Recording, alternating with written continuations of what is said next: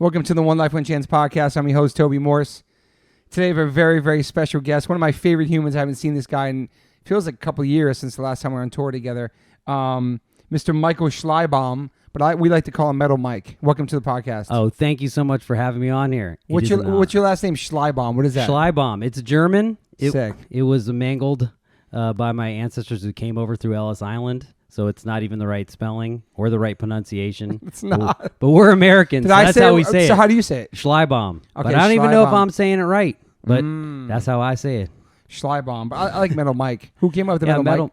Metal Mike was just natural. Just happened right away on that tour we just recently Oh, it came from that tour? Yeah. Oh, yeah. Wow. Was that 2 years ago or a year ago?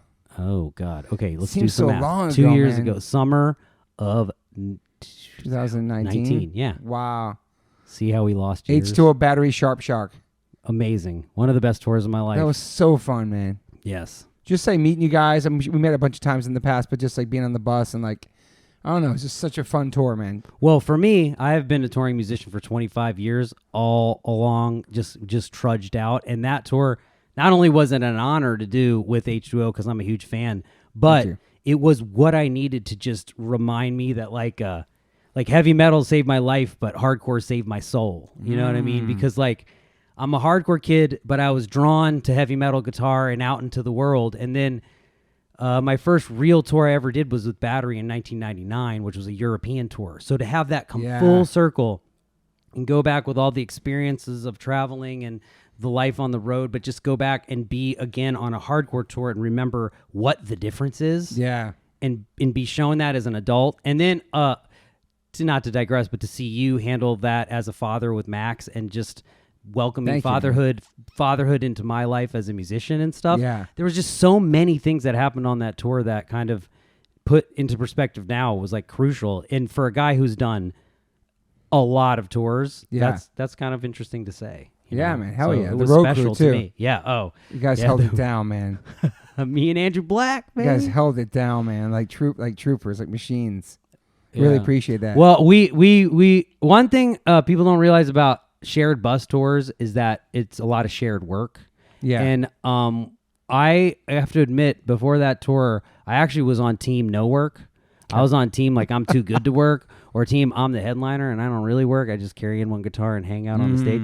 But as soon as that tour happened, I just felt because I was younger, which is not something that happens that often to me, but also because I had so much respect not only for you guys in H2O, but also for the guys in Sharp Shock, what they've done and other things, you know, other places outside of it. And then also everybody in Battery, like some of my closest friends and people that taught me, Ken Olden and Brian McTurnan basically taught me how a band operates. Yeah. And so I just felt like as soon as I got in there, you got to help every day, you know? And then it dawned on me, what's been wrong with you for so long?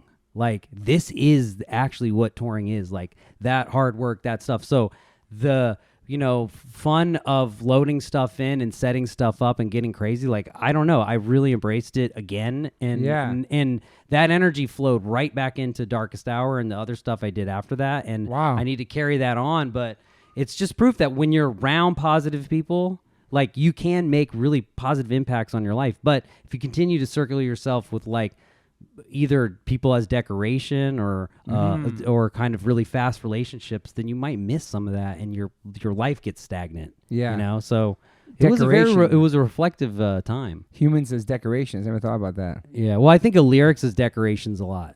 Okay. Like, I love H2O because that shit is no decoration. I mean, it's all to the point, but it is also really poetic and catchy. So there is some decorative aspects, but it has meaning. But when you live in the heavy metal world, so much content of the music is decoration that you start to forget the difference, you know? And so I love that. I don't know. Let's get into your life. You were born in Fairfax, Virginia. Oh, yeah. I'm a Virginia, suburban Virginia, rich kid. But I like to, well, not rich. I consider myself middle class. You know, I definitely had every access to anything I wanted to when I was a kid. I am a privileged white male in every way, and I've embraced that. I was where I was from, and how I've been able to like change the view of the world from a lot of people I grew up with, especially my parents. I have completely polar unlike you and Max and this great relationship you guys have, I have a completely polar opposite worldview than my parents, and that is completely due to my experience with punk rock, hardcore, and seeing the world and just seeing different cultures. But I was easily born into a culture of where I could have been a lawyer. I could have gone to, Ivy League school. I could have done whatever. Yeah. And my parents were not supportive of doing what I did. Yeah. But so I think of my early life and growing up there as kind of being very confined, the suburbs. Yeah. And it wasn't until I found hardcore and a reason to go into the city and then life through hardcore music that I learned how sheltered I was where I was born. But it was a very safe place to become an artist, because to become an artist, you have to be a little sheltered and protective to be able to say, I'm going to dedicate time to art and not survival. So yeah. I had both of those things going for me. You have siblings too? I have a younger brother and a younger sister who are 10 years younger than me. Okay. So by the time they showed up, I'm a babysitter. I got a truck. I put straight edge stickers all over that motherfucker, dude. It said X straight edge X across the front of my first truck in big letters you can buy from Home Depot. Oh, yeah, I can get them. We called it the Hunter's Edge. And because we were also all vegan, by the way. Hunter's Edge, because we were super, besides Battery, the second band we were all into was Earth Crisis. So, decorated my truck. Anyway, How old were you then? When I got into Earth Crisis, it was right before I started driving, so 15. And then as soon as I got that truck, Earth Crisis stickers on Snapcase, Integrity. And how'd you find out about that growing up? What you did? It wasn't through your younger brother or sister, obviously. Somebody you met. Origin point. Well, the origin to I would trace that back to one of the drummers of Battery, Jason Hammaker, who was also in the band Frodis, was a great friend of mine in high school. Yeah.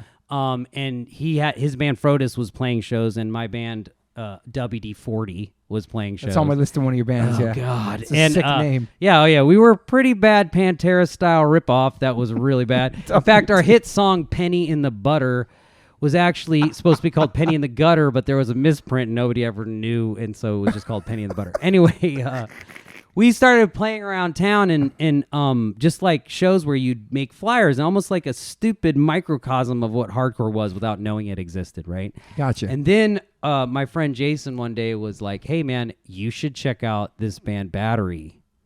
They play straight edge hardcore. And he gave me a tape cassette and it said X Battery X, which is funny, right? And I put it in, and that was Only the Die Hard Remain. Wow. And I needed that record, and so I got hip to a used record store that people were putting flyers up to get people to come to their band. Exactly. Because at this point, I only loved the big five, like Metallica, Megadeth, Slayer, Anthrax, and Pantera. That was like your shit, yeah. And then, because I loved guitar and heavy metal, but I didn't know about punk and hardcore. And so it was through that Battery tape that I learned about straight edge hardcore, and they became my heroes. And I mean, I am literally telling the story of the guy whose favorite hardcore band and he got to play in. Sick. And then though, the straight edge thing led me to Fugazi, because they played for free in this park called Fort Reno. Yeah. And so very young in my metal hardcore years, I'm standing in the Fort Reno park wearing a Pantera shirt. You know what I mean? I remember meeting Amanda Mackay, Ian's younger sister there, who's a longtime friend of mine. Me too. I met a lot of really cool long-term friends who are part of the whole like Discord world that I never would have had access to if I hadn't known about that park where just free shows happen. Wow. So between Fort Reno Park, which is where I saw Fugazi play and should have paid a lot more attention, like, oh my God, if you knew what I was doing when they were playing those epic shows. That's so embarrassing. But I soaked it in, and I soaked in Battery, and so I will try to get to the point. No, it's all good. My first fucking hardcore show, I mean my real hardcore show, was Undertow, Unbroken, Mouthpiece. Or maybe Mouthpiece played every show, so it might have been Damnation AD played 3 songs, and Frodis opened up, and I was their roadie. Wow. And that was the first time I met Mike DC. That was the first time I met Ken Olden. It was the first time I met... Brian might actually not have been at that show, but it was the first time I met the McTurnans. You know? It was like the first time I met John Hennessy, longtime hardcore, Martin Castro, who was doing show. I mean, literally every person who would go on to shape the 90s for me. I met on one day in the summer, and John Pettibone from Himsa later, you know, he was so and on that same day learned at one moment that heavy metal and hardcore could come together. You know, and they didn't have to be different. Like I could like music that might sound like Pantera, but it didn't need to be about the shit Pantera was singing about. Good point. And then all of a sudden, everyone else got the same idea, and then Destroy the Machines came out, and it like spoke right to me. So that was sort of in a microcosm. Yeah, my trip from Van Halen fan to dude who had every Unbroken record. Yeah. You know, which wasn't that many at the time. But what got you into playing guitar, and how you and that started? AC/DC and MTV. But I didn't have those things at my house. I had to go to my parents were very religious. Okay. So very strict?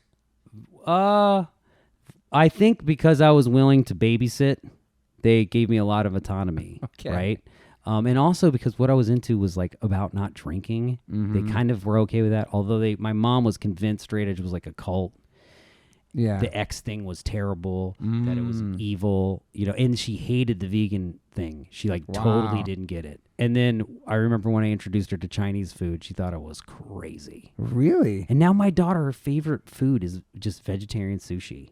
Wow. My mom was a gasp when I brought home Chinese food. That's crazy, man. Yeah, because she was from upstate New York and never had Chinese food. And Wow. she was also a Catholic nun for a decade. Oh, wow. So she had been really sheltered during her teenage 20s, you know? Okay. So it was a strange reality I was living in. Nun. That's nuts, man. And also the singer of Be Well and Battery Brian, his mom had also been a nun. That's right. And so it wasn't like I was even that different than people I literally knew had nuns too. Yeah. So this whole mom being all up in your religious life was very common in a lot of my friends who were into hardcore. And so, you know, I had a lot of friends I could look to sort of lead me out of that world and into my new family, which I related to a lot more. Yeah. You know. And what did you want to do when you got out of high school? Play fucking heavy metal. Play in my band called Darkest Hour because we started in high school. That's what I say. Yeah. So yeah. I had this is interesting. We signed a record deal to MIA Records. Darkest Hour did in 1990 or maybe it was 2000, and we were gonna put out our debut full length record, The Mark of the Judas. And I was in college because I had made a deal with my parents that I could move out of the house and I could go do the band thing as long as I got a job, which was being a bike messenger, which, by the way, was the best fucking job I ever had that wasn't being in a band. And I moved in with John, the lead singer of Darkest Hour, in a one-bedroom apartment. I slept in the front room. He slept in the back room. And I went to college in Virginia, and so I would take the train out on Tuesdays and Thursdays and stack all of my classes. Wow. And then that would leave Monday, Wednesday, and Friday, and Saturday and Sunday to play shows, do band thing, or work on the bike and get money. And that's basically what I did up in, for 2 years. And then we signed MIA Records. And I was like, fuck it, I'm dropping out of school. Fuck it, I'm quitting my job. So that summer we went on tour with thrash metal legends Destruction, dude. Wow. We had it. We were direct support for Destruction. We were putting out our debut record on MIA Records. So I went to the phone booth and I called my dad and I said, I'm dropping out of school. Phone booth. I put in a quarter. I said, hey, I'm not registering. The registration deadline's coming up. Save your money. Like, I'm not going back. Like, the band thing I'm going to do that. And, they were fucking pissed. I'm sure, man. And then 2 days later, we went out to eat with the record label, and they told us that record label's gone out of business. They were being basically put out by a business by the IRS because they'd just been a tax shelter for a rich dude in Katy, Texas. And not only were they going out of business, but the record was going to come out with zero promotion. And it was going to ship nowhere. So basically, no one was going to be able to re-release it because there was a UPC created and it was going to sit. So Mark of the Judas came out but didn't go anywhere. Holy shit. So you quit school too. Wow. I didn't quit school. Okay. I went home 2 days later and registered because we didn't. Oh, shit. Okay. And that moment might have saved my musical career that I did go back to college. Okay. Because what happened was the band regrouped. I went back to college. I got my degree, which later on is super important to me. Yeah. But also, we wrote our next record, signed to Victory Records, which was an embattled relationship, but definitely did do a lot to propel the band into the national spotlight. Yeah. And it was just long enough for us to pick up our next bass player, solidify the group. And so in the long arc of my story, that terrible moment was much needed, because had I dropped out of school, failed, would have easily ended up somewhere else. You know? Yeah. Holy shit. So what year would that be? Well, that would have been 2000. Okay. 2001, So Sedated, So Secure came out, and that was a full-time touring musician from that moment until right now. To right now, right? Yeah. And what about these other bands? My Best Mistake. Oh, yeah. Sick band. In Division, Astoria, the Bradshaw Well, Express. oh, God. Well, you cannot put... First of all, that is the fucked up thing about the internet. Dude, you cannot put these bands in the same sentence ever again. Okay, the Bradshaw Express Bradshaw Express was a made-up glam rock band that we did one time to troll a local heavy metal arena. This is a great story. Okay, so I'm just going to try to tell it as fast as possible, but we hated that venues made local bands sell tickets. Oh, yeah, that's true. We were fucking at war with That's it, true. man. I still hate the pay-for-play thing That's gnarly, yeah. so much. And anyone out there who doesn't know what I'm talking about, basically it means that when opening bands play for bigger bands, they have to sell tickets. And this happens to Darkest Hour openers, unfortunately, and it's just an industry thing. It's so hard to control, and I've been at battle with it my whole... Anyway, we hated this one venue. They would never let local bands play. We would play at the VFW hall down the street and crush it, 200-300 people. Wow. So one night on prom night, we booked the biggest show ever at the Concert Cave in Manassas, Virginia. And anyone out there in Virginia knows what I'm talking about. The Concert Cave's where all the death metal went down, but occasionally they took advantage of everybody else. So we booked a big show, told them Bradshaw Express was going to show up, and then no one did but the band. And the dude was so upset. Wow, man. That's and it worked. It was prank. awesome. But it was kind of endearing because at the end, when he was super pissed because we played to nobody and nobody showed up and we played the set and everything, he tried to give us pointers on how maybe it was a bad idea to book the show on prom night. Wow, and we were like, well, anyway. Where'd the name come from, the Bradshaw Express? One of the dudes was named Brendan Bradshaw. It was stupid. Okay. Okay, and then I can't even believe I told that story. I'm embarrassed. Your time is not worth it. But In Division was my second real band. And we only put out a tape cassette, and we only played one show, and that was with Brothers Keeper. Oh, shit, Mike Ski. And Mouthpiece. And I'll never forget, Brothers Keeper was super pissed because we had a double bass drum kit. And they had to rebuild a sonar, which anybody who knows that has its own unique hardware build system. They were so pissed. They saw what Strike we had. the drums, whatever, yeah. No, we played first. And we were like, you can use our kit. And wow. the guy from Brothers Keeper was like, what the fuck? Fuck, we can't use it. It was the whole thing. So then we broke up. But then My Best Mistake is an awesome band I did with John from Darkest Hour, Brian McTurnan from Battery. And this was the first band I did with Brian after he moved back from Boston. And the drummer we actually had Petey, his brother, playing drums. Okay. And I think, Andrew Black may have played drums at some point in the band too. I can't remember. It was so long ago.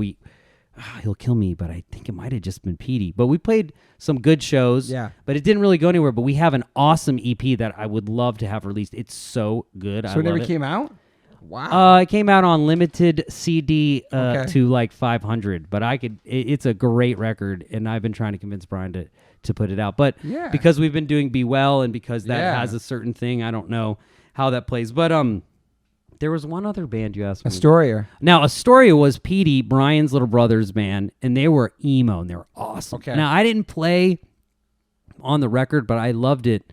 So I played a bunch of shows with them until they imploded, and it was like 90s style emo, like Chamberlain. Okay. You know, and that cassette is good, though. The thing is, Astoria was so good and so real. I mean, written in the attic of the guy from Ash's house. Wow. You know what I mean? Brian, they're just really emo, man. Yeah. And I don't know. That came out? Oh, it came out on tape cassette. Okay. Yeah. But then I joined Battery, did that tour, and it was pretty much full on. Darkest Hour was my life until we did the Battery reunion. Yeah. And then we sort of started dabbling with doing that again. Did the tour with you. Did you play on some of the Battery records? Man, I have actually never played on a record. Wow. I played on a live recording, but the truth is that I think it's really hard when I'm like a super fan. Okay. So as a super fan, you're like, do I want to color the sound of my favorite band. Like for me, like Ken, what he does, and then what Brian does, and whatever happens that's Battery is so good.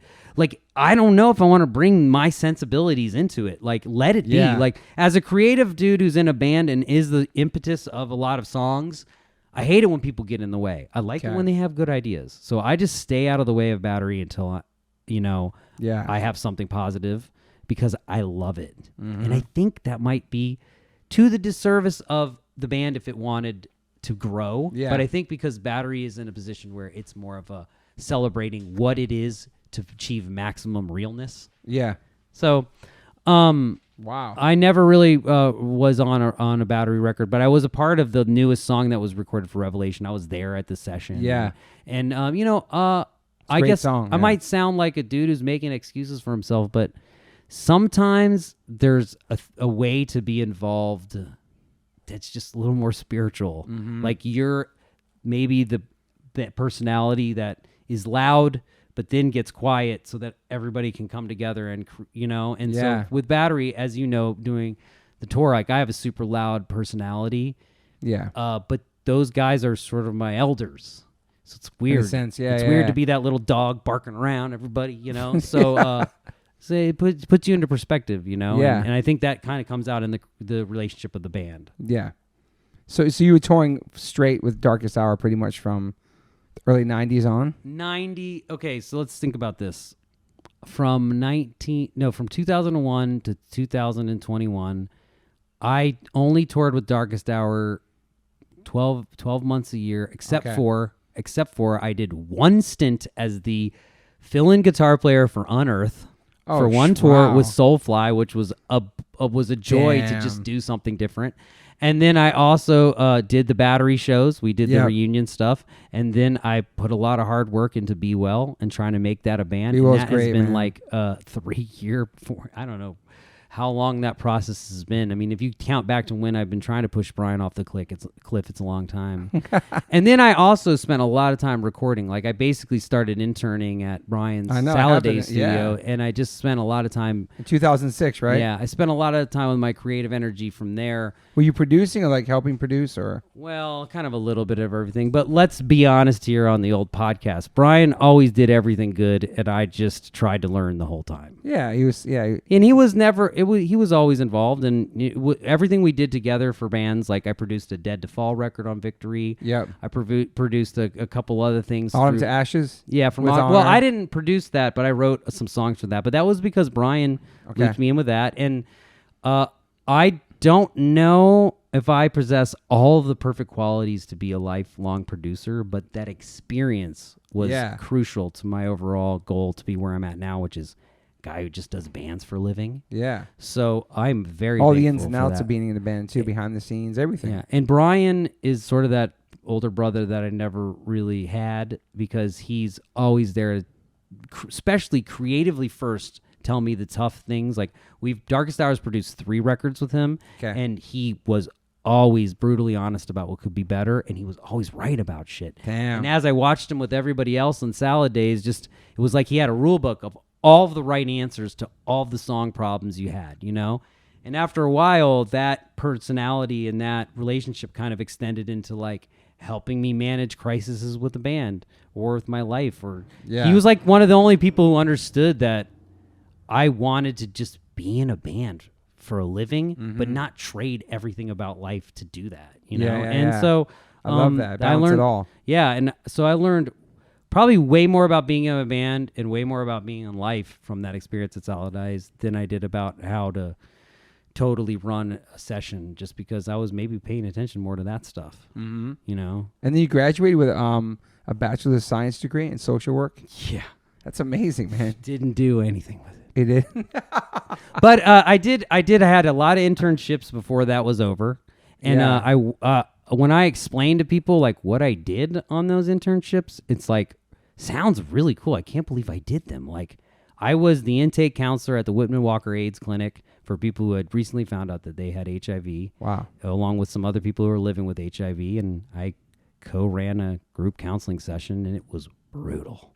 I can't even imagine. And then I was the teacher of a chess club for kids who were basically in a lot of trouble. And I didn't know anything about chess, and I didn't know anything about working with these kids, but that was my internship, you know? Wow. And I had another one where I was the counselor at a special needs school where people have more mental disabilities in Washington, D.C., and that was easier for me to navigate just because that was more of like a school environment. But I just never fit in because I lacked the ability to have any sort of authority. I had started covering myself in tattoos. I looked wild. I was not willing to conform to the way people wanted me to look because I wanted to be in a band. And it was directly at war with my college. So everything I did in college, every bad review I got from an internship was basically because I just wouldn't commit to like not looking like some heavy metal freak. They would conform to what they wanted, yeah. But you learn a lot about teams and processes and forgiving people and admitting you're wrong and all sorts of shit when you study social work that you need when you're in a band. So I'm sure that's so heavy, man, dealing with all that stuff, man. I can't even imagine. It is, and I wish I could remember so I don't take the bullshit that we all argue about when we're in bands and creative situations so seriously. But that experience is a little too far away in my brain. But it's nice. It's nice to talk about it again. But yeah, doing real work with people is important, and it gets lost when you are a guy in a band. Yeah. Would you ever want to do that kind of work again? Well, I always felt like the main problem with this is you need to be as committed to being good at a social worker as you do at being as in a band. Like that's true. I need to have that final will, that inner power, that inner burning needs to go directly to want to do that. Somebody brought this up to me recently, like that the root of the word motivation is motive, right? And that's like because why you do something will usually motivate you to do it. So like, what is your motive for doing something? Well, it's because if you want it, then you'll do it. Then you're motivated. That's what the word means, right? So for me, I just have tried to focus on like, why do I want to get up at 6 a.m. and practice sweeping arpeggios? Because I fucking love playing guitar. The problem is that that's what I love doing. That's where my happiness is. It's not in helping people understand what they think they need to do to propel their life in a positive direction in a way that in the subjective counseling situation. And so therefore, if you can't put your foot on the gas in the position, don't fuck up someone's life by being a half-ass social worker. That's you know what I mean? Because it's bold. So you have to be committed because when you let people down in a social work position, and this is definitely something that I learned from both the classes and the experience, it is real world guilt and repercussions. I'm sure. So you got to be ready to step in that fight. And so when I do step into a position where I do have to negotiate something where I pull on my skills of communication, I do realize that it's like kind of like when you pull out a gun. You know, you need to be prepared to use what you're doing and prepared to pay attention and prepared to give it your all emotionally. Even that means coming with some hard questions about yourself. Yeah. You know? Yeah. So, I don't know. I think it's more, that's why I know this is where I belong. You know, my OCD, my insanity won't let me be happy anywhere else. And I'm thankful for it. Yeah. Because a lot of people are lost and don't know what they want. 100%. I know exactly what I fucking want. You play guitar like every day, huh? Oh, yeah. Well, that's a weird question. Well, some people don't. I don't know. Every single day. Well, maybe that's better. I do think there's a little bit to be said to, you know, not ending up on the extremes of anything. But for me, you know, I tell people do what you love every day. And for me, playing guitar, it works my brain. I love to see the arc of my playing. I love to be able to communicate faster as a musician, and I'm addicted to it. And it's like anything else. Like, I'm just lucky that I'm a simple person with only a few hobbies that I enjoy, because it's hard when you don't have enough, and it's hard when you have too many, and it's just hard for a lot of people to focus. And I've been blessed with the insanity of focus. Yeah. So you've been in Darkest Hour for how many years now? 26. Damn. 26? Same as me. 1995, September 23rd. Same as me. That's crazy, dude. First time I saw H2O was 1999. Where was that at? Vans Warped Tour. Oh, shit. RFK Stadium, whatever? Canyon Away. Wow. Yeah, played Marshallman with us. Yeah, holy shit. That was 99. Damn. That was awesome. Maybe it was 97, actually. I was Googling it. It was early. 97. I remember now. Because I was Googling over here. I was like, I don't know. I just changed the subject. I should have done that. It's all But I good, just though. thought about it. Yeah. Like, I just thought about that in that show. reference of what we were saying. Yeah. So, why I put that in reference to what we were saying because to me, Darkest Hour and H2O are not the same age. Okay. Because to me, H2O was like a band, like a real band of real shit. Like, and Darkest Hour was like not even a real band until 2002. Like, we were not, but I'm sure other people have perspectives of what's a real band is, whatever. Yeah. But for me, like the way that I saw H2O and what you guys were doing and how you were so a part of the hardcore community that existed in New York and everything and how I learned about your band in conjunction with everything else. Yeah. It's so hard for me to see the H2O Instagram posts of your anniversary and go, God damn, my band can't be that old. But, everybody's because you're younger too. I mean, you started way younger. Yeah, for sure. I mean, I didn't start my band until I was 26. Yeah. Oh, yeah. You started way after that. Yeah. Yeah.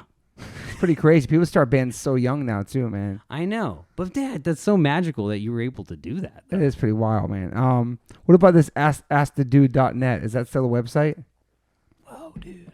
You're getting raw. No, so I had like a bio? Okay, check Is this it out. I had this journal? experience. I had this idea. I wanted to write a book, okay, but I'm not good at writing, so I think you wrote a terrible. great book, man. Okay, but had a good idea. My idea, I'm going to throw it out here. Yeah. Okay, anybody who wants to do this can do it, but I'm not sure how you're going to do it without the unique perspective that I'm going for here. Okay, so you're going to have to pay me to be involved, but I don't want to write because I can't spell anything. My point is, my idea was this. I wanted to use the social work perspective of looking at families and turn it on looking at bands, okay? And I wanted to use a lot of the terminology and a lot of the way they break down family structure and the way families communicate and the way family counseling works with way bands communicate, but not in some kind of monster way. Oh, okay. More in a way that is preventative. I love that. I wanted to figure out, like, Prevention. how do you teach people, okay, that being in a band is ugly, but that's okay. That the obstacle is the way, if you will. Like that problems lead to solutions. Having no problems is a major problem. Having no problems might be the biggest problem, Yeah. Because no problems means no growth in anything you do. Great point. So I was trying to figure out, how do you bridge the gap between social work theory, loosely, whatever it is, and getting into the microcosm of the way bands work when they're all so different? Totally. And families are so different. And it's possible 100%. that the perspective that I was learning in college about social work and families is totally skewed by race perspective, financial perspective. There's a lot of academia that says that things that were studied 10 years ago are not valid based on a lot of different perspectives. Okay. But let's just say that you could take the basics and you could apply them to both worlds, right? Yeah. So then I started hypothesizing how to do this and sketching out how I could explain it in a way that, like, people who don't like social work could understand what are these tools and ingest them and get them, and I think if you told a band person, like, hey, you know how you spend a shitload of time driving to band practice? Like, all of that time, what if you just spent a fraction of that time learning how to communicate with people in a band? Like, spend time dedicated to learning how communication works. Yeah. Like, I mean, why not? We all spend time learning to figure out how to fucking tag people on Instagram, how to Facts. do shit on Facebook, how to do shit on Twitter, how to make some new fucking video, how to Twitch, how to monetize on Patreon, how to make a fucking podcast. Yeah. What about, like, learning Great that thing that will be the most valuable thing? Because if you can create a culture inside your band where problems can be talked about and people feel safe, then collaborative ideas happen. And collaborative ideas are being destroyed by the computer in the way people make music now. Because it's so easy to get away from the dirty truth of collaboration that people fear it. So, in a nutshell, Great point. how do I get into all this? And so what I started doing was, this was before social media, because Yeah. social media kind of destroyed the connectivity of this. Yeah. I started a website called Ask the Dude, and the idea was, I have a social work degree and I've been in a band. Are you in a band, and do you have a problem mental health wise or band communication wise that you want to submit to me anonymously that I'll change all the words about, and then I'll write and I'll post publicly. So that way, maybe if you like are having a really tough time, you can see the answer, but everyone else who's afraid to ask can see the answer. You know what I mean? And so it worked awesome. But it was like a lot of work, but it's not like I got a lot of like fame from it or notoriety or whatever. It's not like I got a bunch of hits or a bunch of ad money. What I mean by it worked awesome. You might now. Is that website still up? I don't know. It was asthedude.net too. It wasn't even .com. It's such a great concept, man. Well. So what was interesting about it is I still to this day, like on the last Battery tour, met someone who I wrote to from Ask the Dude, who still remembers it, who's still thankful, was something about staying in school or dropping out of school, doing a band or some shit. Yeah. I told him that they definitely had to stay in school and do the band, and, you know, to be a well-balanced person, you got to do both, that type of shit. And this person couldn't thank me enough, and like awesome. Took me to the bar, got a ton of Jack Daniels out of that situation. And my point is that I kind of, it was easy for me to get because it didn't happen all the time, but I got a lot of positive reinforcement over doing just a little with that. Well, the site didn't get a lot of traction, but then I tried something even stupider, which was Ask the Dude Live. So then I tried. Yeah. Wow. And it was fucking, I bet if you go back, you could probably find that blabbermouth post. You would have to dig hard as fuck. But we did a whole press release where I was going to do Ask the Dude Live on tour, and we would set aside a time, like the way all these kids do now, where they play, get 20 minutes and get a guitar lesson with Joe Schmo or get a VIP meet and greet. Mine was like, get 30 minutes and tell me about what's fucked up with your band, and let's just talk about it. Nobody needs to know about it. And then I'm just going to give you some fucked up advice based on what I think and try to just help you out. Yeah. And it was free. It wasn't like a thing I was charging for. It was literally... The idea was get in the dirt, get in the mud, find out what are the problems facing people, what are the communication issues, and get in there. And so I did it. I had one or two people every night, you know, and it was so cool because people were so shocked that the whole thing we were doing was just like talking. No, I love that, man. I mean, I think it's super time, actually. It fucks. Well, maybe, or it just fucks with the whole dichotomy of what a rock star is. Like, hey, I have time to talk about you. Who are you? Like, although I am just as guilty as anyone else who is, you know, says that they're a rock star and can verbalize that sentence. But I love to ask people when they ask for my autograph or meet me, what's your name? You know what I mean? And then if I'm ever with them for more than a second, I always ask them, what do you do? Where are you from? I like to meet people, and that is directly from the Safari Club, Washington, D.C., all that stuff where you would play, and then you get off the stage, and then you go eat some vegan food some dude made on the back counter in a crock pot. You talk to some guy about fucking Krishna, which was weird as fuck, and then some other dude who was wearing construction gloves with an X on, which like, why are you doing? It was just a weird place, but you learn that it isn't like a Van Halen video. It's not. And you know what? Singers at the merch booth, yeah. You can make your life a Van Halen video, but it's not nearly as cool as looking at everybody in that crowd as a potential friend. Yeah. You know? So that was the crux of Ask the Dude, and it just sort of fizzled. And, you know, and I think a lot of why it fizzled out was that we were not in the Warped Tour headspace. We were in the Ozfest headspace. We were in a macho, tough, dark, brooding place where, you know, maybe don't want your aggressive artists showing you that they have a side like that. Yeah. You know? I mean, maybe that's not what sells and maybe that's not the look, but that's the dichotomy that we were going for, because that to me is what I learned from hardcore. I love that you brought into that space too. Yeah. Yeah. Oh, that's what Darkest Hour has always been about, though. On top of just bringing sort of those kind of things into that space, also the idea that like every song could be about politics.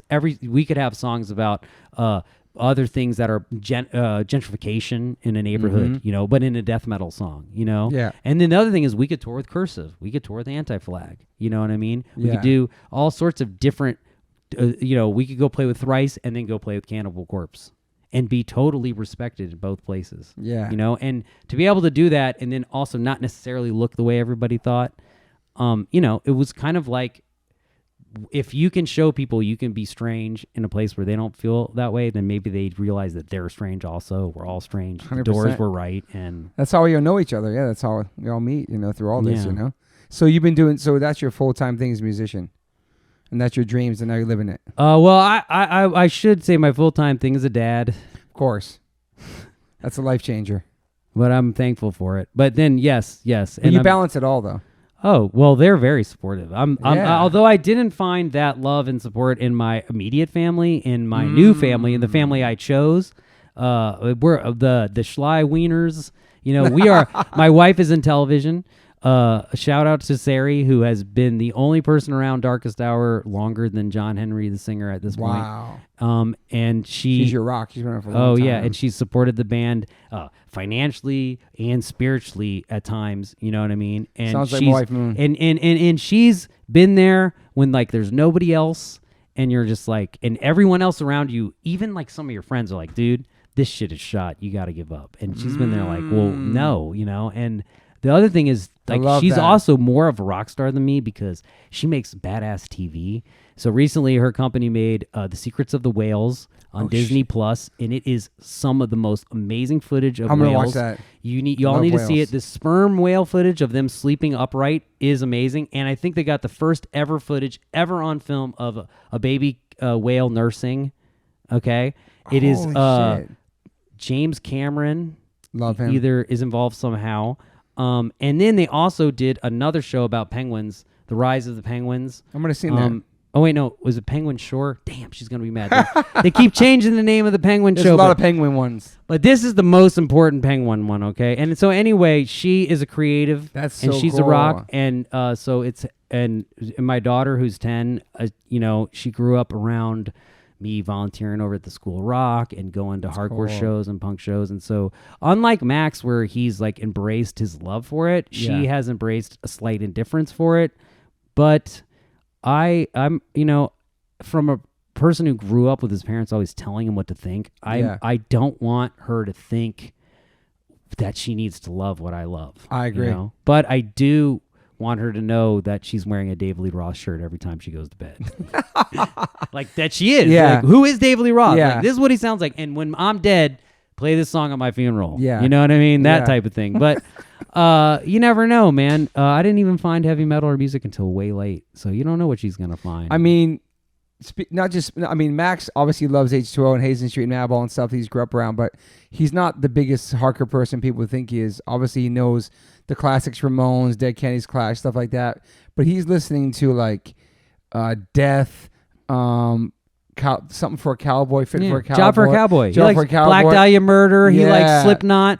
Dude, I spent a lot of time. Yeah, Max has loves all that stuff. I love his philosophy. His viewpoint on music is so cool because it would have been so easy for him to adopt the most elitist outlook on music based on his access to knowledge from you. But instead, he had Rend. Which was a genre blending, just totally crazy out there pushing thing, which is great. That's what kids should do, man. It was so I know that he's no longer doing that band, but you know what, dude?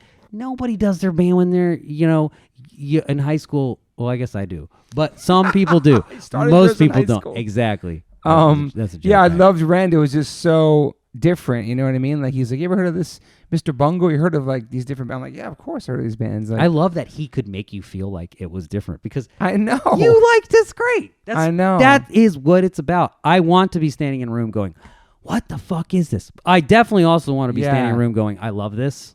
So yeah, true. But I want both. But I definitely want both. Not just one. Does your daughter does she play music too, or she plays a few songs that she learned when I was forcing her to go to classes. She loves musicals. Okay. She loves the Hamilton soundtrack. That's which is hilarious because there's so much so many bad words in it. And it's funny because but this is so amazing because she has a totally awesome relationship with hip hop. Okay. My daughter thinks that hip hop is a regular, normal genre of music that existed right along with classical and is completely valid form of storytelling because she loves Hamilton. Hamilton's about presidents. Hamilton is respected as a Broadway show. It is. And so when I put on KRS-One, she totally gets it.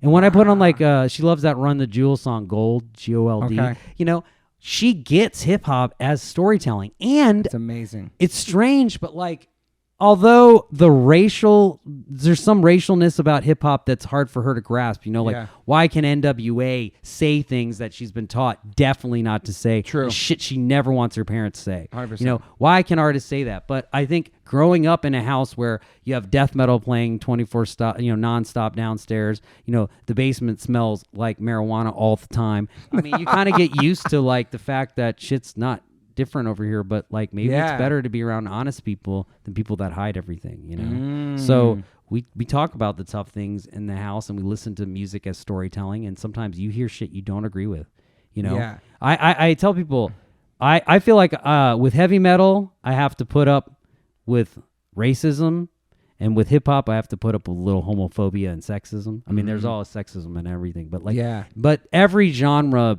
pushes up against some little weird tinge of thing that I got going on. I guess maybe being living in the area where I live and being around the community I'm in. Yeah. But I've learned to like, you know, as a fan, I don't have to love everything that everyone says. You know what I mean? Yeah. I love Leonard Skinner, but you could probably not put me in a room with him, and I would end up in an argue with him pretty fucking fast. But I love those albums, you know? And that's okay with that. Like, I don't need to know that they saw the world the same way, you know? And that might change the idea of why would I wear a Leonard Skinner shirt or be photographed in something. Maybe I might think of something that way, but definitely not enjoying the music or something. You know what I mean? Yeah. It's fuck. It's a good point. Especially the storytelling stuff, that she sees it as that. And we also do too. That's why we were attracted to it as well, because a lot of the punk rock we listened to was telling stories about their lives too. You know what I mean? Mm-hmm. And Public Enemy came and changed everything with that. And there's a lot of positive, awesome, intelligent rap, like hip hop. Like you don't have to like blast, you know, Hit 'Em Up by Tupac in front of your kid if you want to show her hip hop. You know, I got it. It's true. I got a dad's playlist and then a kid in the car hip hop playlist. You know what I mean? So that changed your life, becoming a father, like with your career and stuff? Was it a big change for you? Yeah, I think for me, what it was I always thought it would be the death of my career, and it really was like in a lot of ways, it wasn't the savior, but it was the rebirth, linchpin, man. Because you know, it wasn't like it was dying, but it was like that thing that locked everything into place. Got you. Okay, because at first I thought, that you're gonna have to give up a lot to do that. But what I didn't realize is that you would get so much more back, and you don't have to give up everything, right? So you just have to decide what's fucking important. You know, is fucking around all day and doing bullshit important, or is just like learning about discipline and learning how to take care of another human being more important? And in a real trippy fucking kind of way, if you think about it, if you want to be an artist, you know, you need to go through stuff, right? So like, I didn't realize, but like having a kid and becoming a dad has helped me like relate to the world in a way that has helped me interject that in my art, that has helped me grow to a new place. And had I not looked that in the face, also with my relationship with my wife, like we had a long relationship, and I'm not quite sure if it would be as strong if we hadn't gone through like, I know it wouldn't be as strong if we hadn't gone through the struggle of bringing life into the world, raising it, and all the tough times in between to try to make a relationship work. It's like, I think I might have saw an interview with a guy from Tool who said like he works a job, you know, because he thinks artists should have jobs to have a perspective. But I fully agree with that idea, because for me, when I check into a hotel room at like 2:30 in the morning on tour somewhere, and I'm fucking, you know, been partying, doing whatever, but I got it together enough to be the guy that's going in to check in, and I look scary as shit, and I smell, and I'm looking at my iPhone, and then I see that the little kid who lives with a guy who's checking us in at the hotel, and I just automatically snap into like what it's like to be a dad, know that kid's up at 2 a.m. or whatever, and then immediately you're friendly and you're cordial, and you're appreciative of this guy who had to wake up and drag his kid out, like, because this is his job and he's trying to provide for his kid. And so you think of all those things. And I swear to God, if I didn't have that perspective, I'd be just walking in there at 2 a.m. like, yo, can I get my hotel room key? I'm trying to I got to be out of here at 8. Yeah. You know, that's a great point. or you're in the airport. Or an airplane, a baby's crying or something. Same thing. Yeah. I mean, my band is way worse than any crying baby on an airplane. And so I feel for people with but that's exactly it. Or when you see a mom in the airport by herself with a kid, or dad maybe, and they're carrying a bunch of shit, and you just think for a minute, hey, you need a hand with that? And you like help them carry something for a minute, and it's like weird.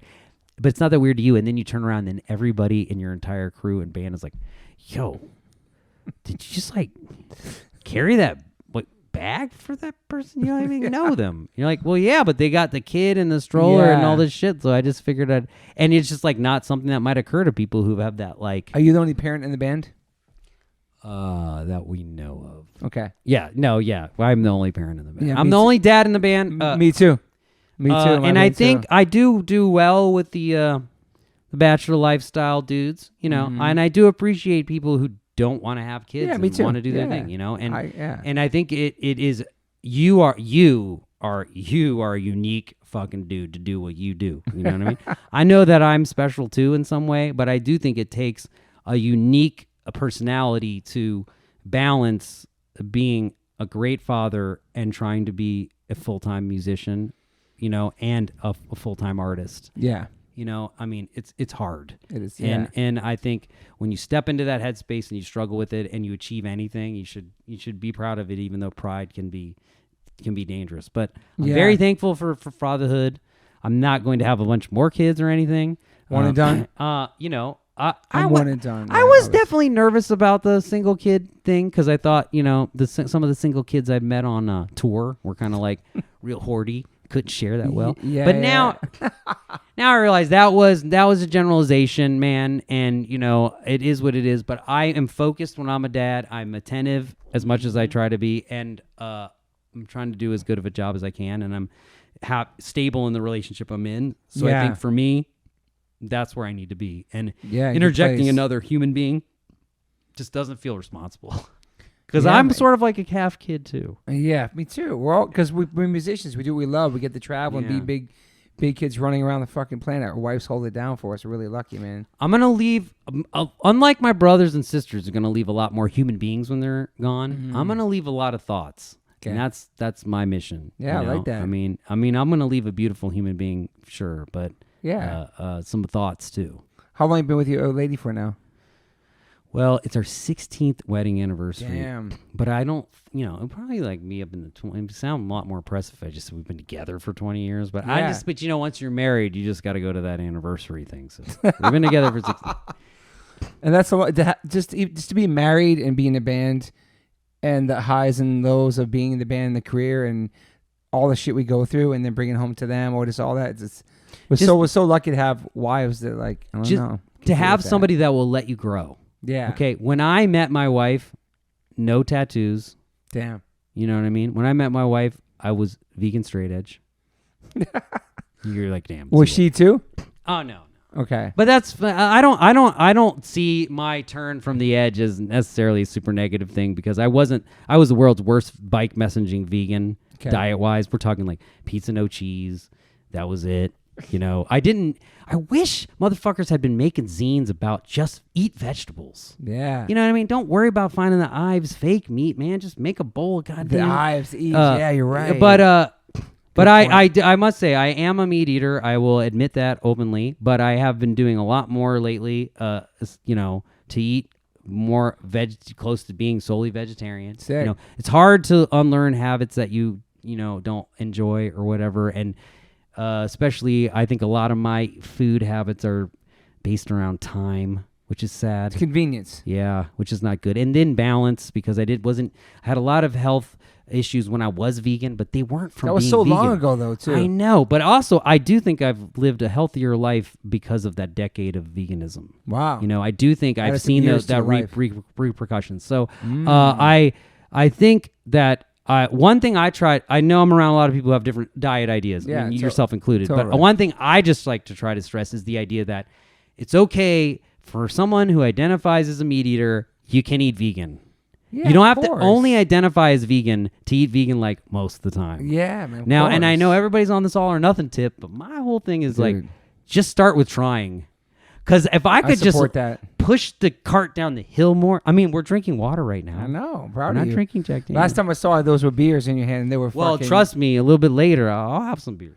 Yeah, It's about the balance. Whoever was on the tour and they're listening to this podcast, you were rocking every night, going to the crowd every night, loading in, loading out, but you were pounding beers. Like, don't tell them. What? No, I'm just kidding, dude. Well, have you chilled out since that? It's been No. No, okay. What? Do you balance? Okay, you drink at home? Do you chill? Like, No, I don't drink at home. Yeah. That's why I do. Wait, my wife will get pissed. I do. I don't keep bottles of Jack Daniels around or beer in the fridge. I mean, I have a studio, so bands bring there we over go. stuff. Okay, yeah, cool. I think my rule at home is this: like, I don't have a perpetual bottle of liquor around. In fact, there are many a times when I'll say to my wife, "Damn, I think I want to have a beer. Shit, I gotta go to the store." I never like if I want to have something with dinner or something, So I'm not. My father was an alcoholic, and he did struggle with that very openly, and I witnessed that. So I am attuned to my gene, like my ability to easily become an alcoholic when it comes to that. Yeah. But I don't really like on tour. For me, it's a little bit more about medicine.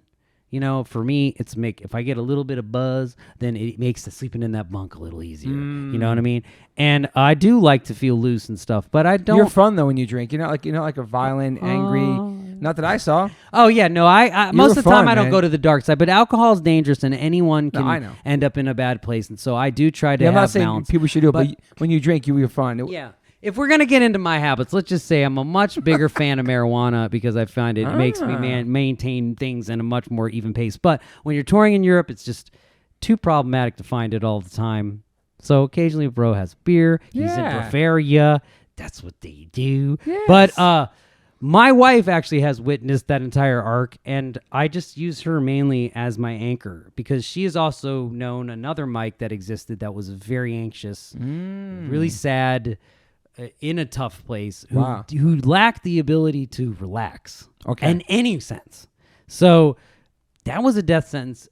In another way, I had shingles. I have had shingles at a very young from stress, age, right? From stress, and I had a really hard time with my diet when I was a messenger, and I was like had to do these things like drink a peanut butter milkshake. Oh my God, I can't even imagine. Really? Like now I'm like, dude, should I drink that? I mean, I'm trying to stay a little thin. But back in the day, the doctor's like, make a peanut butter milkshake and drink it every day because you are just losing weight. You know what I mean? So wow. I think it's important for people to understand mental health as a totally global thing that affects people in so many different ways and even on micro levels. Yeah. And so for me, I feel like I'm in a much better place as an artist, as a human being.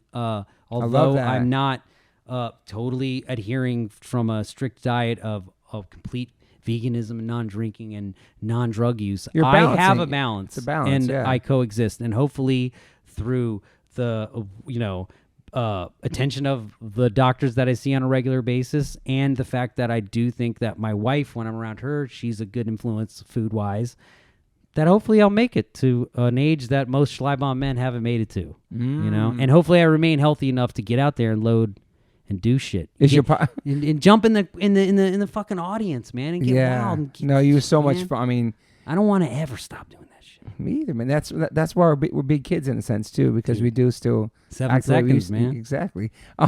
Is your pop still around? No, he passed away. My father died from lung cancer. And how old was he? Oh man. That's a good question. 60s? He's in his 60s. Yeah, I want to say 64. Yeah, he was young. He battled with it. He was in remission for like 4 years. So, damn. But he fought it like a champ, held his dignity the whole time. And man, it was so stupid. He fucking Bugs Bunnied me. What do you mean? I don't know.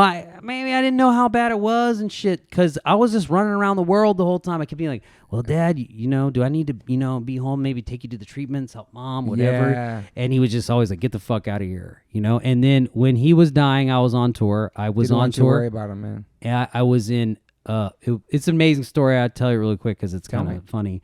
I was in Switzerland. We had this badass night, man. We played at this sick ass club. Darkest Hour is about to start the tour with The Crown. Okay. Legendary Swedish heavy metal band, dude. They're so fucking badass. Okay. And we partied it up. Now I'm vegan straight edge, so I go back to the hotel early, right? The rest of the guys have an epic night of trading drink tickets for cigarettes and partying with Swiss chicks, and just the whole day was like an epic night, man. It never ended. But the driver, who was straight edge, because he's the driver, and from Czech and didn't speak English very well at all, went back to the bed with me, right? So he gets woken up by a phone call in the morning and wakes everybody up. And I'm the last one to get woken up. He gets the drunk guy. They're all still really drunk from into the van. And I'm the last guy to come down there. I'm like, what's going on? He's like, your wife called and your dad is dead. And I'm like, oh my God, like really? Like this is crazy. Just straightforward like that because there's no I'm like, can I use your phone? Like, so I take his phone and I call my wife back. It was crazy. Like, oh, actually, I couldn't use his phone. We had to go to a payphone. Wow. Because there weren't we didn't have cell phones. So we went to a payphone. I can't remember how he'd gotten called. It's possible that he had a phone, but we had to go to a payphone to call her. But there was this like or landline or something moment for a long time where he was just like dead, and I was like, whoa. And then I get to the phone and call her, and she's like, no, he's not dead. He's dying.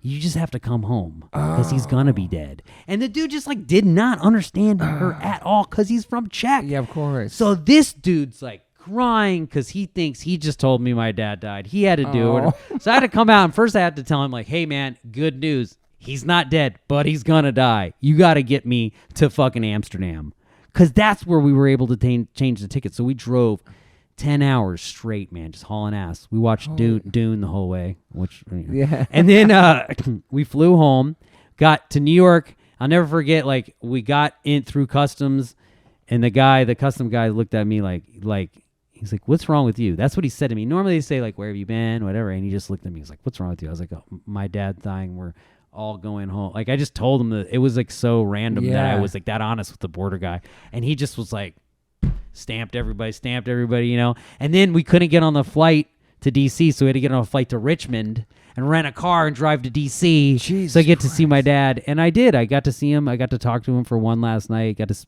hang out with him for another night, and then he passed away in hospice. So he had those 2 nights with him. Yeah, wow, man.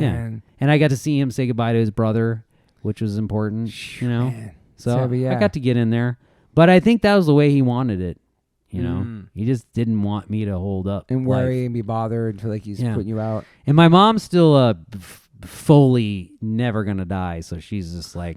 And the funny thing about her is, although she, and I basically our votes cancel each other out, and with anything that has to do with any kind of reality, she does some really special things. Like she volunteers at a jail and runs the Bible study there. Oh wow! She goes there like 2 times a week, and it's like her favorite thing to do, and all of her friends are pretty amazing. It's so funny because it really shakes up your idea of what a Trumper's like. Okay, because my mom was a Trump supporter, and it's very disheartening, and it really fucked up a lot of shit. But it didn't fuck up that much shit because we were also used to just totally arguing about everything. Yeah. So actually, we were at one with the chaos of the Trump years. But she also would do stuff that like a lot of my friends would never do. Like volunteering at that jail, although, she's running a fucking Bible study, which we can all argue about the legitimacy of the slavery of the thought of the Bible and blah, blah, blah, blah, blah. But still, they ain't got shit to do. At least they got somewhere to go and this crazy old Sicilian lady to talk to about bullshit, and maybe that's helpful, And at least she's trying. So, her still being alive and still trying to do the right thing, even though I think we haven't seen eye to eye is I think special. So although my dad's not here, it's like my family is loud. Yeah. You know what I mean? Were they together when he passed? Oh, yeah. Wow. Yeah. That's they never pretty amazing. Divorced, yeah. It's crazy she was a nun, but he was an alcoholic. Oh, yeah. Well, fixer-upper. That's how they come. Got you. That's how. Look, imagine you're a woman. You get you're a woman. You get out of the nunnery or the convent. You come down to Washington, D.C. You start going on blind dates. You don't want to go on too many dates. Yeah. This guy's pretty cool. He's a Vietnam vet. He's an alcoholic. We'll fix that shit up. No problem. Bam. We got a husband. No problem. So wow. Did your dad ever come see band play? No, my parents have never seen my band play. Neither of them? Any of your bands? They hate music. Not even WD-40? No. My mom, I think she feels some slight guilt for not ever coming to see any of my bands play ever. So she buys me a lot of painting supplies. Okay. She loves my oil painting career. You're not the first person in the band to tell me their parents ever come see him play. No. It's crazy, though. Does that bother you at all or no? Did it ever bother you? Oh. Or are you over it? Yeah, but man, what great fuel. I wish I had. I'm glad I haven't had the perspective that I have now because it wouldn't have been such good fuel. But that was just. It's not anymore because I think I maybe worked through caring. But man, when I was younger, I mean, I don't care anymore. Now it's like, well, man, how the hell would I do that? Like, I'd have to get her own backstage. Like, she wouldn't be happy about anything. That was like, it wouldn't be any fun. Like, yeah. So true. I don't know. I mean, I don't know. From a parenting aspect, it's like, God damn it, man, life's so short. Don't you want to see crazy, exceptional shit your kids do? But at the same time, like, what if it's the equivalent of like her going to see me like speak at a Young Republicans rally or some shit? Like, I don't know what it means to her. So yeah, I don't fight it, but I definitely know that my daughter's internalized it as strange. Yeah, you know, because it wasn't is grandma strange. hair. And I will say this: my in-laws. Okay, this is a unique situation. My in-laws, my wife's family, very supportive of the band. Have both her dad, who's no longer with us, but had before he passed away, seen the band multiple times. Sick. And same with her mom. And I think in a lot of ways that really was very healthy for my family, because the fact that my wife's family was like, no, art is cool. My wife's father was an architect, so they appreciated art in a lot of different ways. Yeah. And they loved music in her family. Yeah. So like in a lot of ways that gave validity to my life, where it was hard for my mom to keep coming at me. But had they also not been supportive, you know, I could have been using that fuel for a long time. Totally. You know? Yeah, it's crazy. You think your mom's seen videos of you maybe? Or Oh, anything? hell yeah. Yeah. Oh, God. Who knows what she's seen? Do you have any regrets in your life? Oh, God. Do we have enough time? Sure. Oh, shit. Oh, Some boy, people, sure. some people say they don't. Oh, it's just all the life experience. Okay. Wait. Okay. Regrets. 1. Ozfest 2004. Fuck, man. 2 things I regret, man. 1, not telling Rob Halford that he was a motherfucking badass for being openly gay and the lead singer of Judas Priest. I love this regret. I should have done that. I love this one. I had this. He had to cancel his meet and greets on the tour because he was just too much wildness. Okay. You know, I mean, also he is like god of heavy metal, so maybe that had a little bit to do with it. But you know, there's a lot of people say stupid shit. That's the most incredible regret I heard so far. So I had this whole plan where I was gonna tell Rob Halford, hey, you know what, man? The punks in DC, we got your fucking back, bro. Dope. Short it up, rainbow flag it up, fucking come out on that bike, dude. Fucking leather rebel. You know what I mean? Yeah. And I had a chance. I walked right by him in a Walmart parking lot. All the buses were parked right next to each other. Made eye contact. And I just didn't. But you know, maybe it's a private thing. You don't. Anyway, he's a big listener to the pod, so maybe he's a big Rob, subscriber. We love you, bro. And the other thing I regret about Ozfest in 2004 was like such a great experience, and the band was just not ready. Had we been the band we are today, really, man, we could have. I just regret not being able to totally nail it out of the park. But you know, when you fail, you learn, and so it's possible I wouldn't be here without that failure. But I really regret not being as good as I should have been then. You know, and that I don't know. I mean, you a harsh critic of yourself and your playing and everything? Not enough. I don't know. I'm a realist. I mean, when you surround yourself with like Brian McTernan, it's hard to not fucking talk about the truth all the time. Yeah, I was going to ask you an optimist and pessimist, but some people say realist as well. Fuck, my wife's gonna be like, it depends. I guess it depends of how many shots. I don't know. I it's so funny because I'm a Gemini. I'm a true Gemini. Some people would say I'm the ultimate optimist, and other people hang around me say I'm a fucking negative ass dude.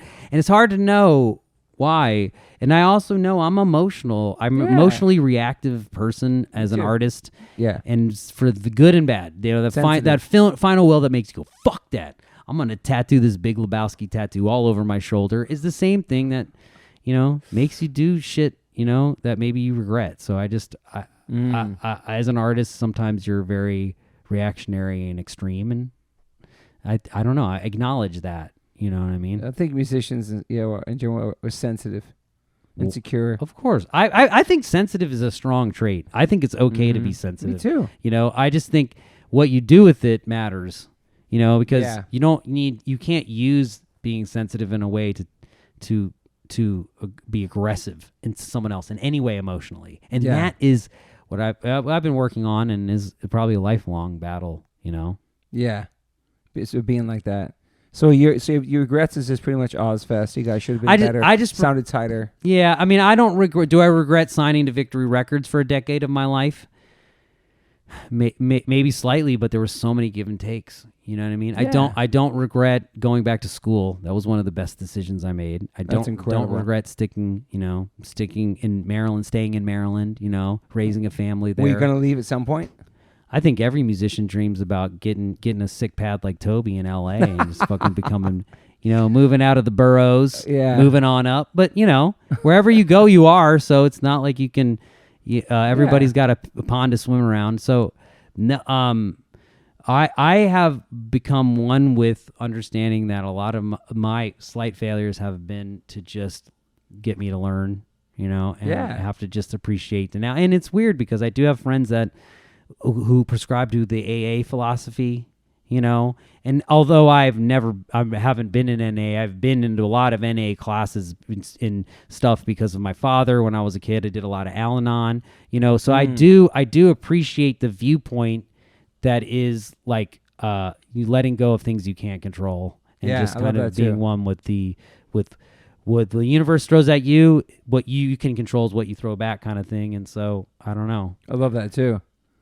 I want to talk about Be Well, which I think is an incredible group, and all the music you're putting out is so good. It's got such a it's got an embrace. It's got such a DC throwback, but also something new and refreshing as well, like the sound and the style. I think I'm excited. You guys playing shows that's coming up in the end of the year and October, but I just love the project. Well, I appreciate your support. You are key to the birth of this story, okay? Because I'm going to explain to you why. Because I have been trying forever to get my good friend, Brian McTurnan, who is a producer extraordinaire. Go ahead and Google him. He ran Salad Days Studios. Brian McTurnan, what up? He was on your podcast. Yeah, sweetheart. So let's just assume you all know who this hardcore legend is, okay? Yes. Well, regardless, Brian he's been on the sidelines for a bit, man. I'm not going to lie. He's been producing everybody else's awesome record. But I've always been like, you need to get out there and do your record for a really, really long time. Well, Battery happened again. Yes. And we did that Rev reunion. And the wheels started turning. Oh, my God. I can be an old man and sing hardcore and not look embarrassed. I can do hardcore music maybe better than I ever did when I was a kid. Oh, my God, right? And then the tour with H2O came up. The ultimate... Are you going to fucking are you going to go for it or not? And it came at the right time. And had that tour not happened, Be Well would have not happened, period. Wow. Because that tour was Brian learning again that he could do that. And it's so crazy because you and I saw how good he fucking was. They killed it. To think that dude hadn't been on a stage in so long before he was able to say all that shit. If you make motherfuckers at a hardcore room cry with the shit you're saying, and they don't even speak English as their first language, that's pretty incredible. So 100%. I always knew his story, his personality, and him as a frontman and Battery was special and unique to hardcore, and his passion for music was unbridled. Yeah. I had no idea how good Be Well was going to be. I had no idea how good it could be. I'm not afraid to say that type of shit because it's so different in Darkest Hour because Brian is like the nucleus explosion of a Be Well song. Yeah. Okay. And I definitely am there. But you have to understand how songwriting teams work to understand what it means to push and pull and where to be. You know? Mm-hmm. I mean, so what I'm getting at is we have been trying to do this idea, but then we were able to play those shows and do well. And then we sort of dabbled for a minute trying to make a Battery record. But while there are 4 or 5 Battery songs that exist out there that never got released or whatever, it just really, it didn't feel like it was a place for Brian to really stretch what he did, man. So as that was happening, and then also as you see, like I meant, like Battery is a specific kind of formula where like Ken is super involved, and in some ways it's hard to run over that, right? Yeah. So it's almost like they couldn't coexist. But now Brian had this fire born on the H2O tour.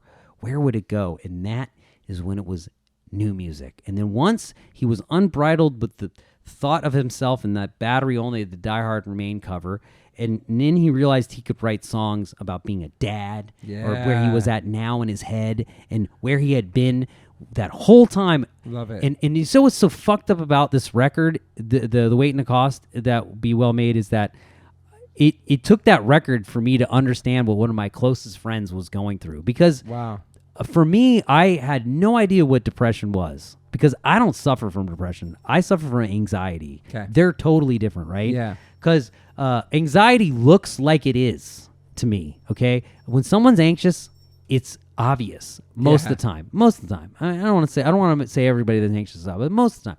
Depression is hard because people can be super successful and be depressed, and it doesn't make sense. Yeah. And Brian is super successful. He's a great dad, great businessman, killer songwriter. Yeah. Genius. Like, he didn't graduate from high school and he got a killer job working on roofs and doing That's roof- right. That's all right. this home renovation shit. He helped renovate my house, renovated tons of houses. I mean, what does this guy have to be upset about at all? But that's not the way depression works. And when he wrote that stuff, and I read it and I reflected on it, it was crazy, because I realized I had been living in this bubble where, like, maybe I didn't want to see it because it meant, like, acknowledging it, and like I was kind of part of the part of it, just not being able to, like, really see how hard of a time he was having. But at the same time, I must admit, I fucking told you so, because I was there the whole time when he was bottling up who he was, this songwriter, this singer, this person, putting it away after he didn't want to do the studio anymore for a minute. That's right. I was there being like, fuck that, you can't do that. So when he was unhappy, the only thing he got reflected back from me was like, well, dude, you're pissed off because you're not doing music. I don't care what you say about your house, your car, your shit. Just go write a song. I know you don't want to record other people's bands. Do your fucking own, you know? Wow. And so the Weight and the Cost was born, and the band was born, because out of nowhere comes Aaron from Bane, right? And his enthusiasm, his excitement, he just moved to the area. Yeah. Just like an adrenaline shot. You know, we added Peter and Shane, who are both in Fairweather, who are tight, longtime friends of mine. So the culture of the band is positive. Yeah. Older dudes, everybody's a dad. That's amazing. Everyone's a dad. That. So now everybody knows about what it's like. All and that. Everyone can relate to why Brian's going to want to put that energy. And we are, dadcore. We're dads that play hardcore, it's an emotional roller coaster. But man. to be able to do that with a new band in our age and not have it be about, like, how we look or anything, but just literally be about the content of what the songs and what Brian's going through is special. So the Weight and the Cost is out on Equal Vision. And I'm going to just drop some brand new news. Ain't nobody just told anywhere else. But Be Well has a brand new 5-song EP that's going to come out on Revelation Records and N-Hit Records later. Possibly the top end of next year, because we have a bunch of touring. A bunch of awesome touring. I can't even believe this shit that is cooked up for the band. That I'm not allowed to say, because motherfuckers are going to get pissed about that. Yeah. But I can believe, because I told people Be Well was going to do well. Yeah. But I'm very excited, because what the gift that comes back from me for having that amount of passion to believe in it is that I will now get to see that journey happen right there from the stage. That's my payback. Yeah, you know? for sure. And I want to end on the Be Well, or not end on the Be Well, but to add to the Be Well thing, that the reason that I was like that, you got to get out here and do your band, you cannot give on this, this is who you are, was not because I was just a fan of Milltown, Battery, and all that shit. It was because I had done 3 records with Brian where he gave his heart and soul to my records. Like, in a way that no producer ever has. Like, made every problem his problem, made everything as most important to him, fought as hard as he could to make those records good. Like, when someone does that for you, you have this, like, thing in the back of your head that's like, almost like they pulled you out of a trench in the middle of a war right before a grenade was going to go off. And you're like, I fucking owe. And it's not like I owe because, I owe. Yeah. It's like a burning desire to pay back, And so ever since the Mark of the Judas, ever since So Sedated, So Secure, ever since every album where someone told me to quit and give up, and then I fought back and everything made sense to quit and give up. And even in times when Brian was like, maybe this is stupid, maybe you should give up, allowing me that permission structure to just say, no, I'm not going to do it. And just still let, put down the sword and let me continue to maybe make a mistake or whatever. Like that passion reflected back in him. That's the poetry of punk and hardcore and music right there. Like to be able to want something so badly that you create it and by force make a relationship that then you feel unbridled passion to then amplify some other way is like, that's what it's all about, period. Yeah, man. And so it's beautiful. You can't help that spirit being encapsulated in a band isn't going to be special. So I can't wait to see what he's going to do. Me too. With where he's going. I know I've got the entire thing on my phone, so I know that it's amazing. Okay. But I'm saying what I mean by I can't wait to see where Brian's going to go is where these albums keep going. Because the one thing about him is that's the thing he does great is write music. Yeah, man. And he has a lot to say. So and we're here as a team to be there for him, And so did you record those songs during 2020? Yes. So we recorded the music really recently at Jay Robbins' studio. Oh, nice. In Baltimore. Yep. Sick. And it was super cool. And what we never did anything like this, but it's so cool. It was like where I finally learned how drafts work with music. Where Brian, a lot of new school kids like myself, metalheads, we write a lot of demos and music on computers. I mentioned that earlier. Yeah. And you demo shit, and you send everybody in the band this amazing sounding demo that sounds perfect, and the singer puts some vocals over it. Now you got a demo. You can send that shit to the record label and even get paid from it. No one in the band even knows how the song goes, but you made a demo, right? Yeah. Well, Brian's so good at recording and stuff, he makes demo. And what we started doing is peeling the layers of the demo, and we actually tracked the drums of the album to the guitars from the demo. Gotcha. And then we peeled away the guitars and redid the guitars and redid the bass. And then he even used a lot of the vocals from the demo because like the voice things. And shout out to Sammy from Revelation, who's been doing an amazing job. Yes. What up, Sammy? For like sort of negotiate. Not that everybody is great friends with Jordan, and he's been a longtime supporter of all the music Brian's done, and I always have had love for Revelation, even though I'd never been signed to the label until now, technically. I mean, they're legendary. And so Sammy's had just like a great influence on the entire process, and also Oisey from End Hits Records too. Okay. Like in an age where I'm not quite sure if record labels matter anymore, these labels and these people have really been crucial to shaping this specific like EP. Yeah. It's so good, and it says everything it needs to in such a great, concise way, and it wouldn't be that way without Sammy and Oisey. Yeah. And so I just can't wait to see where that team's gonna go, and there's something about that little Rev star on the back. Yeah, man. Plus Sammy's been on the label. He has many releases. Well, legend. So it's I think Sammy working for Revelation is incredible. He is killing it. I'm stoked for him. And there's so much cool things that's coming out from Revelation since he's been there. You know what I mean? Like, can we just talk about how sick Revelation? I mean, okay, there ain't that many labels left, and they're putting out hardcore. Yeah, and they don't even put out bullshit, really. Yeah, no, it's for yeah. They just put out like good ass shit. Yeah, Equavision as well. Shout out to Equavision. Oh yeah, I mean, Steve Reddy, love Steve Reddy. Honestly, Steve, Equavision, Rev are probably the two right up there. I mean, I love Bridge 9 also. Hey, Chris, Bridge 9, what up? And I also think that Death Wish does a great job of putting out cool stuff, although they're a little bit more spastic in the style that they're putting out, All of those labels, it's so cool that they exist because I do, as a guy who's kind of moved to the DIY Patreon thing with my other bands, I do appreciate that there's something to be said for cultures around music. Yeah. And labels help that. 100%, yeah. Like Discord has sound. And that's special. So I'm not all for the destruction of the entire system. I just want the people in charge to have responsibility, like at Rev, like at EVR, you know what I mean? Like at Bridge 9, like at Death Wish. Places where people, like at End Hits, places where people matter. I don't need a record label to be a place where people just want to have a job in the industry. Yeah, I know what you're saying. Because get the fuck out. There's passion in all those places because they're all like DIY started from hardcore kids in the scene. You know what I mean? Like they just like they know want to what's be up. remembered. They want to put out great art. And they've been in bands themselves, and they've been around it and grew up on it, and it's their passion. So I think it's perfect for you guys. Yeah, man. It's exciting. I'm excited to hear the new Be Well stuff, man. This is great news. Well, I wish I could just play a little clip right here on the old podcast, but unfortunately, I don't know. I have a lot of new music coming out next year. Darkest Hour has a new album too. Okay. Working on that. That should be out in the fall of next year. We've been putting out live records, all sorts of 7 inches on our Patreon.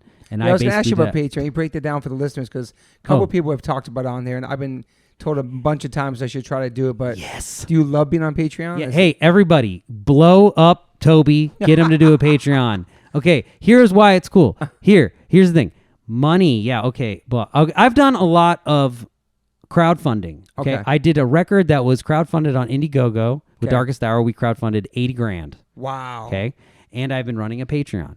Patreon is the absolute perfect form of give and take for internet content for creatives. And I'm going to tell you why. Tell me. I love the total way that this is not a fan club. This isn't some bullshit. The band runs the messaging. The band does all the posting. And we don't even have that many Patreons. Darkest Hour has like 350, 400. It rotates. But with that money, with that monthly money, we've been able to not only make continuously cool, unique vinyl releases, which, by the way, all these Patreons got exclusive 500 only presses of. So they are getting down the line, Discogs, whatever. They can sell that shit for whatever they want. I mean, they're investing, you know? Okay. So we're putting out limited records. We're basically owning the catalog as we're doing that of those because we've funded those. On top of that, we're funding album 10. So we have now written and recorded a demo sketch of the entire record, Darkest Hour, for the first time in our career with no input from a record label at all. Wow. Even the Mark of the Judas had input from record. This is just dudes in a band, took their money, went to a recording studio, recorded their own record. It sounds badass, but they have 10 records, so they might have to do it again to make it sound badass. But you know what I mean? Yeah. Like, that is all because of our Patreons. On top of that, you're talking about a band that was struggling with debt. Darkest Hour is we're not ashamed to admit that we've tried to shoot the moon a lot of times, and we've been a band for 26 years. We have debt. Okay. We're paying it down. Over a pandemic, when we couldn't play live shows anymore, these 350 to 400 rotating Patreons have solely saved the trajectory of our band. It doesn't take that many people. Wow. Okay. You know, if we hadn't started the Patreon before the pandemic, I don't know how we would have adjusted. But since it was there, and since I don't want to call them fans, I want to call them friends, but the subscribers are there, and they are supportive. We on top of those records, we did wall flags. We never did those 4-foot wall flags of all the record covers. We did a cool sticker set that we got coming out of all of our tattoos as stickers, like all of our cool band tattoos. We did a cool limited T-shirt that nobody has with the Patreons. Okay. You know, and also on top of that, we've built a rapport. We have your mailing address, your email. So when we do the next record, you're gonna get a straight from Darkest Hour autographed record. Now, would Patreon work for Be Well? That's a little bit harder because haven't been a band for 26 years and they might not have all this content. Because we're giving out people also unreleased demos of songs that we did. Wow. You know? Okay. And here's the thing: that we used to be embarrassed as fuck to do that. You know, that's like seeing us naked. You know, which we're actually not that embarrassed of. So we'll do. Maybe that's like seeing us doing our taxes. Something we'd be embarrassed of. Yeah, something. You know. So but now we have a form of where. A safe place where we can say, here's a demo of the song Enter Sandman. Yeah. You all can jam it or you can download it. You don't have to buy it. It's just part of your subscription. Hey, here's a live video of us playing Walkin' 2004.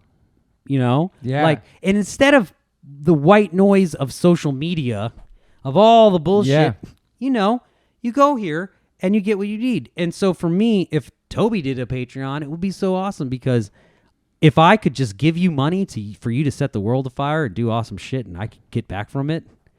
Yeah, it's great. Yeah. Why not? Yeah. That's why I'm listening to your podcast, man. Yeah, thank you.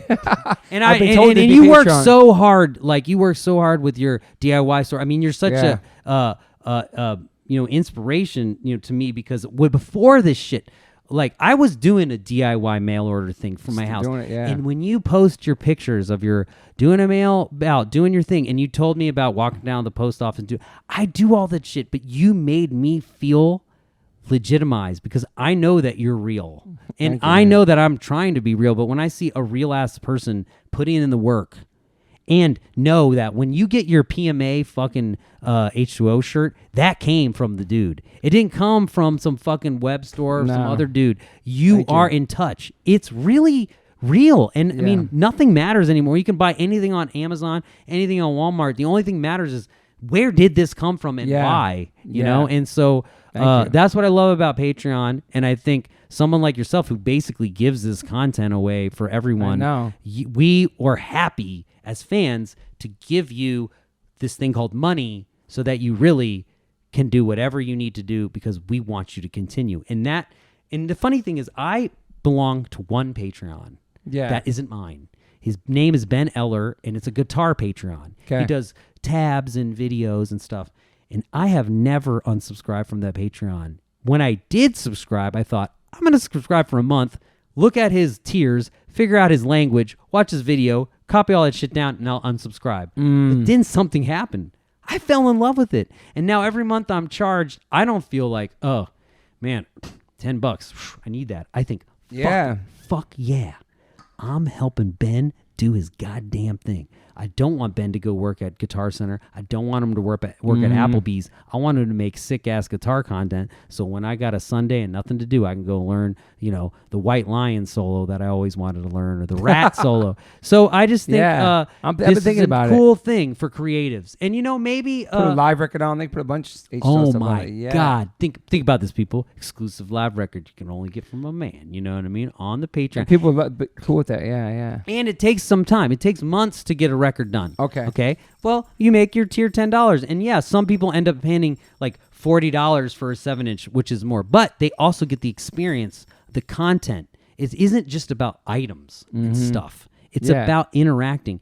And you build that relationship. And the thing is, you've already done it, and it's just a matter of connecting the dots because people love to support what you're doing when it's positive, Yeah. And I thought maybe put H2O. We have like recorded the live stream from our garage. We haven't released it yet. It's all mixed and all done.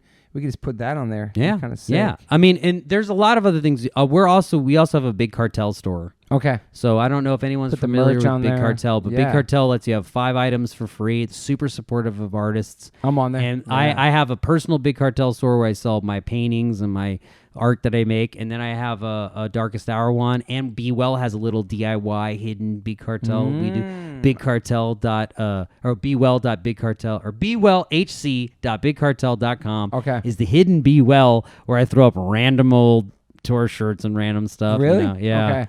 And it's just it's cool, man. I put little hand notes with stuff I send out to people, and and it's sort of as an extension of the Ask the Dude thing in a weird way because you do start to get, man, it's so weird when you start to know everybody's address. You're like, oh, this dude always orders shit. I'm gonna throw a fucked up cat sticker in for him to draw. I do that too, but stickers in, right? Yeah. And awesome. I mean, dude, that's just magic. So I understand why other people don't want to live on the internet, why they wouldn't want to do a subscription service for everything, and it's not for everybody. No hate, but but it's saving bands. It's helping bands so much, especially during the pandemic. I was reading a lot about it. Yeah, man. And money is important. Like if you only spend money at Starbucks, that's a bad thing. So this is a DIY business. H2O is a DIY business. Yes. And it's important for people to know that. Pull the curtain back and say every dollar counts. Right now you're listening to this podcast, go buy an H2O shirt. Do it. Do it. Rusty needs it. You know what I mean? Todd, they don't need it. They just need it because we need them. You know what I mean? And that is what people need to hear because, it's just like this amazing story I heard from Chris Carrabba, which I don't want to fucking torture, but he said something. Chris, don't kill me, but it's so endearing. About Dashboard playing a show and H2O wearing Dashboard shirts and them having one of the best merch nights of their life. That's the thing that happened, right? Yeah, I remember that. And I just think you told me about that. That's a poetic look into like the fact that like just support the bands that you like. You know I love what I that, mean? man. Yeah, 'Cause- Bootstraps. We sing about it. Like, yeah, look, pull up the other bands. You know what I mean? Yeah, Look out for and- each other. I mean, how many Metallica shirts? I mean, I love Metallica. Don't get me wrong. How many do you need? How many Slayer shirts? Man, maybe you need that H2O shirt. You definitely. I've been need that thinking pink about it because I don't film these podcasts. It's audio only. People have been asking me to film. I could have exclusive video one. Yeah. versions of this on my Patreon, right? Something like Yeah, that. everything. It's all stuff you can't already video, get. Yeah. pictures, and they all is like a private link and all done through the site. So if we released a live record, nobody could hear it except for Patreon. As long as it was not digitally released, then you still have to kind of like, we still have to go police the YouTube every once in a while and pull down stuff because people are kind of jerks. But yes, technically, yeah. And you can also guard, obviously the Orchard Music finds a way to make sure everybody can't post anything on anything, so you can do that too. Okay. It just takes a little bit more work. But once you have thousands of subscribers, you just pay for a little help. Wow, man, I'm going to talk about it's so interesting.